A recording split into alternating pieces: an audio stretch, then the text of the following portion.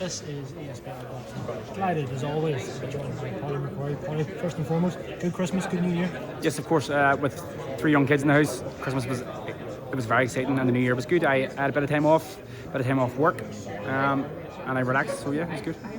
We're obviously here in Belfast for Lewis Crocker, Paddy Donovan launch press conference. You weren't on the table, but Eddie Hearn gave you a shout saying that you're going to be in a big fight. Excited to be on a card of this magnitude. Firstly, I was here today because I managed Jared Hughes, who's fighting Rudy Farrell. I didn't know that he was going to say that. Am I fighting? Likely. Am I definitely fighting? I don't know. I need to sit down and speak. But I would love to fight on this card. We've spoke about an opponent. We've had a few conversations. We've actually spoke about a few different opponents. 2 didn't come off, and this is where we are now. So yeah, let's see. Interesting. I think I just said it's a fair idea, and I don't want to step on anyone's toes, so I'm not going to say anything. But I'm really excited, and obviously back in the SSA arena, you were there for your last fight, got the win. Maybe didn't go to all the plan the whole course of the fight, but learning experience. I'm glad to be back at the SSA. Yeah, main event at an arena where I made my debut in front of about 20 people was amazing. No, well, I had a few more there, but yeah, it was empty when I fought. Now the main event there, in my 4th main event, it was amazing. A great experience after coming off my first defeat. But yeah, it was great. Absolutely. And obviously this card we're going to talk about, come back to yourself in a moment, Pody. It's a fight that it's been the worst kept secret in boxing for maybe the past 6 months that Lewis Crocker and Paddy Donovan were going to fight. It's obviously in Belfast, March 1st. A cracking fight for the island of Ireland, a cracking fight for Belfast as well. I'm sure you're looking forward to, as a fan, you're looking forward to that fight. Yeah, it's great that if I'm fighting on it, I'll be there, and if I'm not fighting on it, I'll be there as a manager as well. So I'll get all the experience from it. So it's a great fight. It is a real 50-50 fight. I spent about 4 years in camp with Lewis. I know how good he is. He's not just a brawler or a puncher. He's actually an extremely good boxer. He can box and he move and he can fight and he can punch. I felt this bar for a welterweight. He punches extremely hard, and you probably haven't seen it in the Conor Waterford, who was very durable, much more durable. He is a strong boy. But a great fight. Pody has showed how good he is.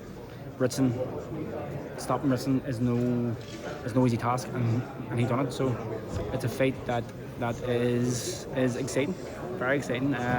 Probably I can't remember. Obviously, Mick and TJ McDoheny was a massive fight, but this has something different about it. It's so exciting.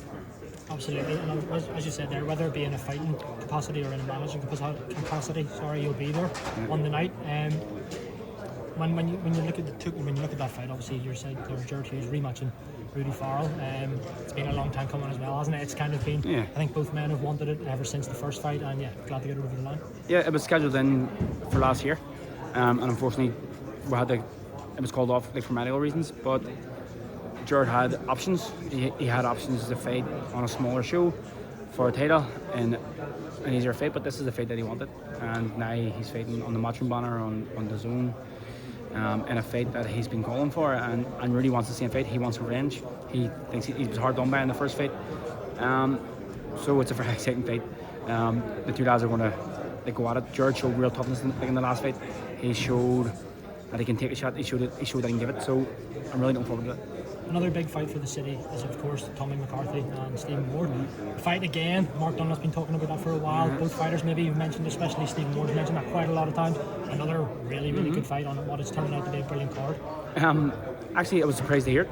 I only heard it yesterday and I was like, wow, it's a great fight for the card. 2 guys who obviously know each other inside out. They sparred loads of rounds. I sparred both lads many times. It's a great fight. And both of them, like Ronister, it's a must win for both. So they're putting it on the line. It'll be exciting. I hope they get a TV, like a live broadcast that, because I think because they know each other so well, they probably don't fear each other, and they're going to go at it. Absolutely, yeah. Can't wait to, as a fan, selfishly, can't wait to sit down ringside and see that fight as well. A couple of other things kind of in the general boxing world at the minute. Tyson Fury obviously announced his retirement after his 2nd consecutive defeat to Alexander Usyk. A couple of things on this, I suppose. People are maybe a little bit sceptical about the whole retirement thing because he has done it before. but equally if he does walk away for good, he's made more money than you and I could ever imagine, and he can walk away. Do you believe that this is the last we've seen of Tyson Fury? Listen, I try to take every man on their word, but we have heard this before, and the lure of a big fight with Andy Joshua, which I want to see and I've wanted to see for a long time, I think is going to put him back in. He made a remark at the end, like talking, they wore a mask, which I feel like he probably thinks he's being undervalued or underpaid for the fight, and that might be a message to whoever's trying to make the fight, to the likes of her and stuff. But it's a fight that they will want to see. I don't know if I think he's retired. If he is, he is. He's done amazing things in the sport.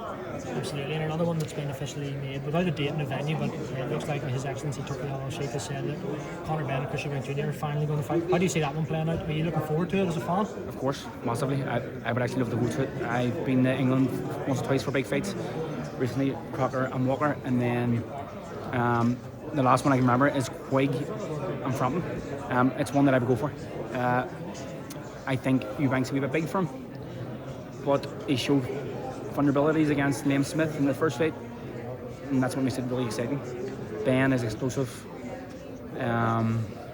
He's big. He's a big welterweight, and he talks really well, and he makes the fight exciting. I'm really looking forward to it. If I had to pick a winner, I would edge towards Chris Eubank Jr.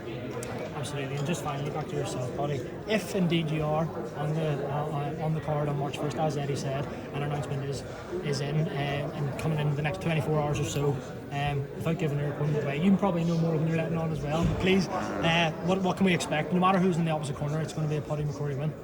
Yeah, of course. Listen, I'm not going to show up in Belfast in front of my own people and not try my best to win. That's what I always try and do.